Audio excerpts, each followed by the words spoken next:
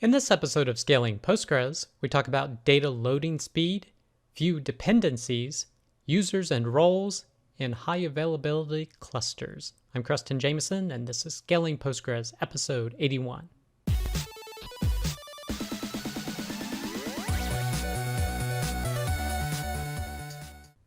All right, I hope you're having a great week. The first article is Data Loading Performance of Postgres and TimescaleDB.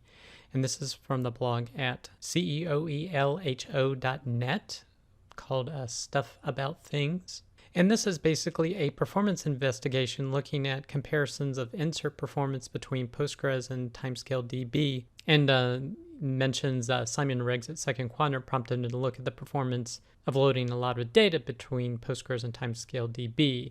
And I believe it's in reference to this article on the TimescaleDB website, where they see degraded insert performance over time as you insert millions of rows into the database, and approaching essentially a billion rows, they show TimescaleDB does not degrade significantly, whereas PostgreSQL does. So this blog post actually investigates that independently, I guess you might say, to see if this can be seen. And it looks like they use two different instance types, one a high memory one, an R5, and one a CPU high performance one, compared version 11 of PostgreSQL and the 12 development version, as well as TimescaleDB 1.22 and 1.3, and looked at the performance of loading 4 billion rows in both standard and partition tables. And what they actually got on the high CPU one was 320,000 rows per second for Postgres and 225 rows per second for TimescaleDB.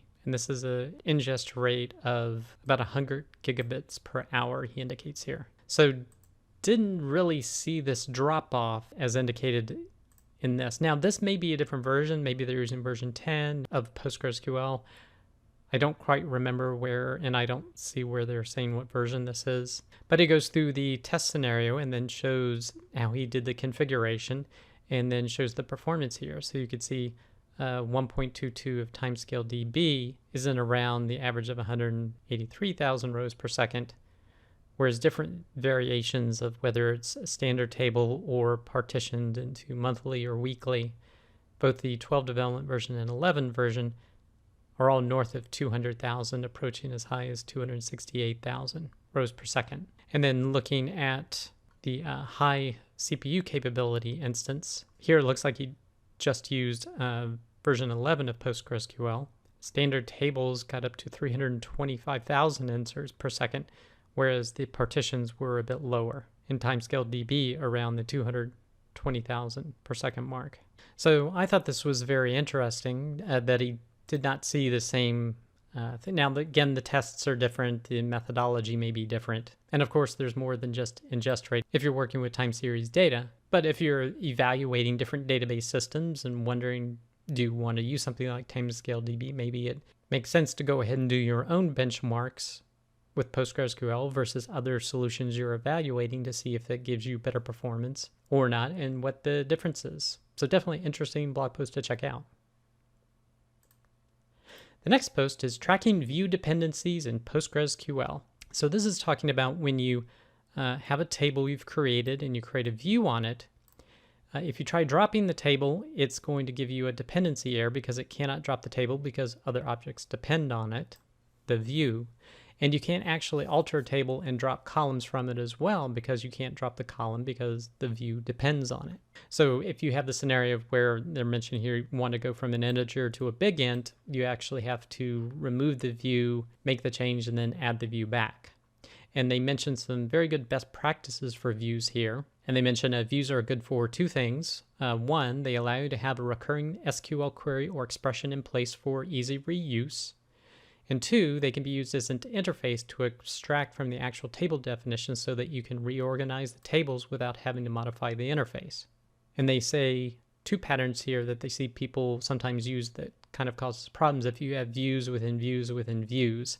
So it makes it really hard to understand what's going on, or denormalizing the whole database into a worldview and using that for all the queries, where sometimes you get things that just don't work as you expect when you're using different where conditions. So basically just keep it simple with one view, and don't try to nest your views in general. And then they go into how views are stored in PostgreSQL. It's not stored like a function they mention here, where it stores the text. It actually stores a query parse tree that they mention here. So it actually does some work ahead of time at the create view stage. So for example, using the search path at the point that the view is created and that objects referred to are used by the object ID, so you can rename objects or columns used in a view definition, just as long as you don't actually change what the data type is and things, or try to drop it and things of that nature. And they talk about where the dependencies are stored, and then they give you an example here to test queries on how you can actually look for dependencies within a view. So if you need to be able to make a change to a table, these queries will help you identify what views are dependent upon them so that you can then adjust those in order to make the changes you need. So if you want more information about views and their dependencies and how they work, this is definitely a great blog post to check out. The next post is Managing PostgreSQL Users and Roles, and this is from AWS Amazon.com site. Now, they have information related to running PostgreSQL on AWS, but as a general overview of roles and users, essentially using groups, which are essentially just roles, it has a pretty easy to understand methodology that I kind of liked. So first, they make the clarifications between users, groups, and roles, and that roles are essentially all of them.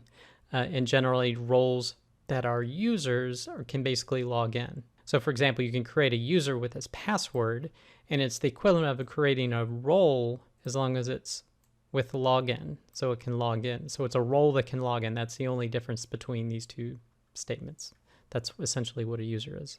Now, in terms of their recommendation, they also talk about the public schema and public role and things that you would probably want to revoke, like revoke the create on schema public from public, as well as revoke all on database schema from public. That's a certain recommendation they have. And then you go into granting permissions from that point.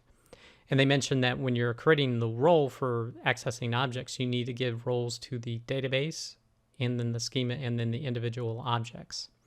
So in this scenario, when you're wanting a read-only role, first you create your role called read-only.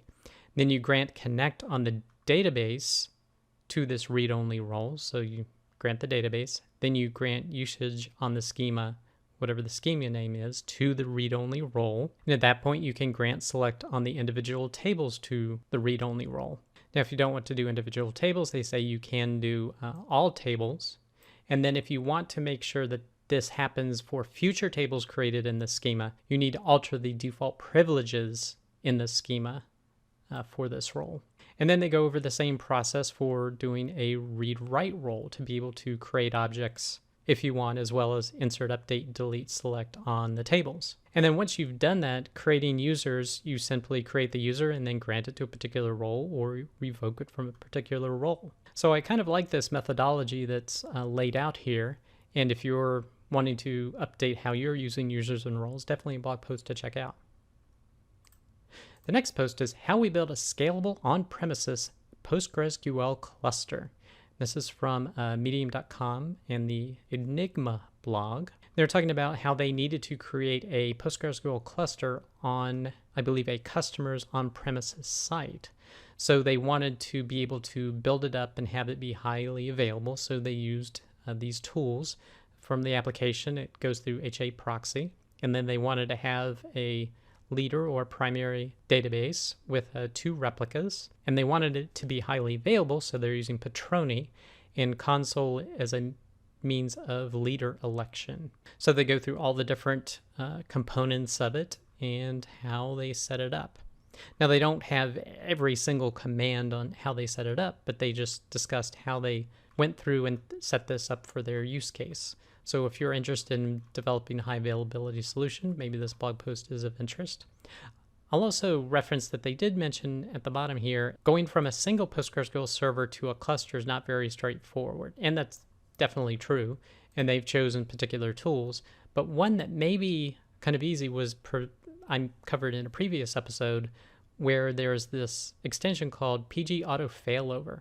And this seems like a pretty simple solution. Now, it's not maybe as robust as the previous solution, but it does give a relatively simple solution for doing some HA capabilities. So again, if you're considering that, maybe look back at this post that was done in May. The next post, SQL Concepts from A to Z. So this was a pretty interesting blog post that basically goes from A to Z, and they choose particular things for A to Z, and this isn't PostgreSQL specific, but it's about the SQL language and choosing particular topics to cover for each of the first letters of the alphabet. So if you want to check out a pretty interesting blog post and kind of make sure you know what each of these areas are, A to Z, definitely one to check out. The next post, Postgres Optimization Tips Part 1, Explain and Analyze. Now this is I would call a beginner level blog post. So if you already use Explain and Analyze, I don't think you'll get too much out of this, but if you're still learning query optimization, it's a good example. And they talk through about a query that they're using. In this example, they're using Ruby, it looks like, in active records, so Ruby on Rails, and how they needed to optimize a query, and they used Explain Analyze to kind of see what the query was doing, and that it was spending a great deal of time doing a sequential scan and actually looking at and rewriting the query, not necessarily adding a new index. They found a way to get the same information they wanted just by rewriting the query, and it improved dramatically the execution time. So if you want a little bit more about how you could potentially use Explain and Analyze, definitely a blog post to check out. The next post is how to deploy and manage PostgreSQL on OpenShift using the Robin operator. Now this is outside of my area of expertise because I've never used OpenShift, but if you're looking to deploy it on OpenShift, it goes through all the process to do it. So if this is of interest to you, definitely a piece of content to check out. And the last post is Waiting for PostGIS 3, ST Transform and Proj 6. Again, not an area of expertise of mine, PostGIS, but again, PostGIS 3 is coming, and they continue, Crunchy Data here continues to produce blog posts about it. So if this feature is of interest to you, definitely one to check out. That does it for this episode of Scaling Postgres. You can get links to all the content mentioned in the show notes. Be sure to head over to scalingpostgres.com where you can sign up to receive weekly notifications of each episode, or you could subscribe via YouTube or iTunes. Thanks.